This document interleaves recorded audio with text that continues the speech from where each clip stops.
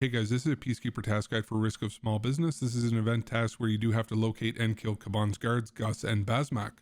So when you do complete the task caught red-handed, you actually do unlock this task and also the proper task protection of interest. And at this point, then you will have to decide which route that you did want to go with, because the stipulation of the proper task is not to kill either one of Kaban's guards, whereas this Peacekeeper task is to kill them. So if you do end up killing one of them, then you will automatically fail the other task and be forced to follow through with this Peacekeeper one.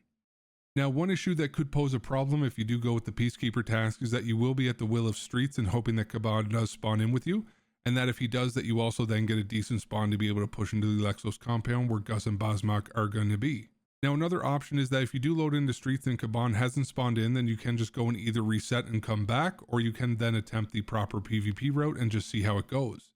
And even if you do end up getting some PMC kills, then you can always change your mind and switch to the Peacekeeper task line if Kaban does spawn in for you in the following raid. But as mentioned earlier, once you do get a kill on Gus or Basmach, then you cannot switch to the proper task line, so just make sure that this is the route that you do want to follow. Now, once you do end up reaching this part of the event task line, whichever route that you do go with will result in you getting the achievement, but there is also a community event within these tasks where they are keeping track of the proper versus Peacekeeper weaponry effectiveness, and I do have links to both of these tracking websites in the description below. But as of right now, it does seem like more people are following along proper side of things, as at the time that I am making this video, he is about 15,000 kills ahead of Peacekeeper. So either way, it will be completely up to you guys, but if you do want to go down the Peacekeeper task line route, then Gus and Basmach do have a total of 1,030 health, with 70 health to their head and 255 to their thorax. And I specified these two areas since they are much higher than a typical PMC, which means that you will want to run some of your big boy guns and ammo in order to potentially put them down faster.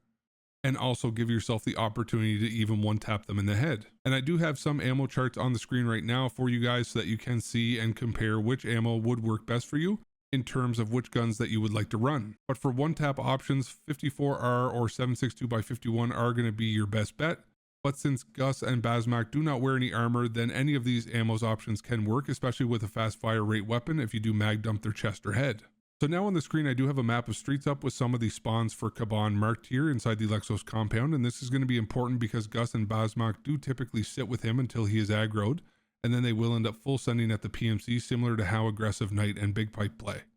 The main difference with these guys versus the goons is that they don't wear any armor, so they do get folded pretty quickly. But then similarly to fighting the goons, I do just let these two Kaban guards do most of the work for me, and I just end up holding an angle as they mindlessly rush at me, and then it's just a matter of me hitting my shots. One thing to watch out for though is the kill a power slide that they will sometimes do.